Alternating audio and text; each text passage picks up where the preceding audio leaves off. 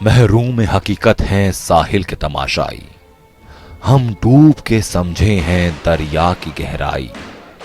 ये जब्र भी देखा है तारीख की नजरों ने, लम्हों ने खता की है, सदियों ने सजा पाई। कहते हैं कि कुछ तारीखें खुद में इतिहास समेटे एक लबादा ओढ़े आती हैं। वो लबादा जब हटता है तो लम्हे ठहर जाते हैं, और कुछ लम्हे तवारीख की काली परतों में इस कदर जमींदोज हो जाते हैं कि इंसानियत की पुश्तें उन्हें देख सिहर उठती हैं।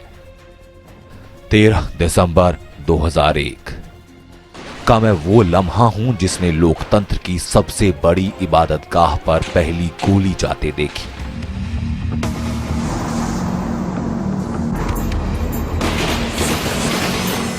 जिसने गेट नंबर 11 पर तैनात सीआरपीएफ के कांस्टेबल कमलेश कुमारी और जेपी यादव के शरीर में गोलियां और खून के पहले कतरे को जमीन छूते देखा।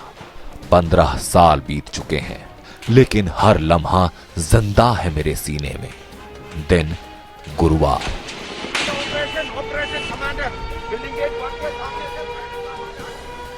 दिन के तकरीबन 11:20। ताबूत घोटाले पर मचे बवाल के चलते दोनों सदन मुलतवी हो चुके थे। सियासी तनाव के बाद अब माहौल खुशनुमा था, और दिखावे या असलियत पहचानने के द्वंद से परे मैं खुश था उन मुस्कुराहटों को देखकर कि अचानक एक घनघनाती हुई लाल बत्ती और सायरन की आवाज गूंजी। उस शोर के बीच एक खामोशी थी जिसे शायद सिर्फ मैं पढ़ पाया था। वायरलेस सेट पर एक आवाज गूंजी।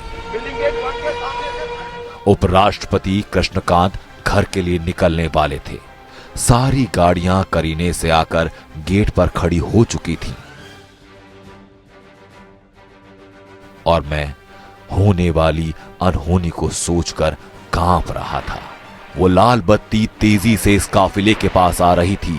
इस गाड़ी की चाल को देखकर मैं रुककर होने वाली अनहोनी को सोचकर कांप रहा था। मैं सिहर रहा था कि अचानक उस गाड़ी को रुकने का इशारा किया गया।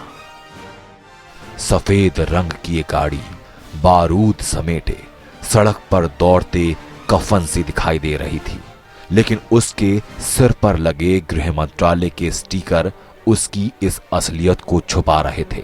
एक जोरदार आवाज सुनकर ये गाड़ी ठिठकती रुकी, लेकिन तब तक वो उपराष्ट्रपति के काफिले से टकरा चुकी थी। इस टकराहट की आवाज मेरे लिए किसी परमाणु धमाके से कम ना थी। सुरक्षा कर्मियों के आवाज लगाने के बावजूद कार में बैठे आतंकी रुकने का नाम नहीं ले रहे थे। कार चंद मीटर बढ़ी, लेकिन आतंकी उस पर काबू ना रख पाए। कार सड़क किनारे लगे पत्थरों से जाकर टकराकर थम गई, और आतंकियों ने घबराए हाथों से ताबड़तोड़ फायरिंग शुरू कर दी।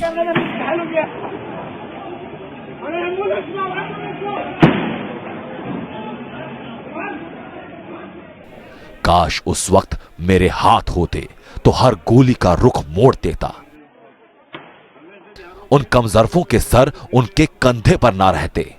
जीतराम, कमलेश कुमारी, जेपी यादव ने वहां खुद को कुर्बान कर दिया, और मैं सिर्फ एक अपाहिज सा वहां से गुजरता रहा, बिना कुछ बोले। काश मेरे मुल्क के ऊपर नजर गड़ाए इन गिद्धों की मैं आंखें नोच पाता। मेरे देश के वीर शहीदों के खून के एक एक कतरे का बदला काश मैं खुद ले पाता। लेकिन मेरी आंखों ने वो जज्बा देखा, जिस जज्बे ने एक एक दहशतगर्द को उसके अंजाम तक पहुंचा दिया।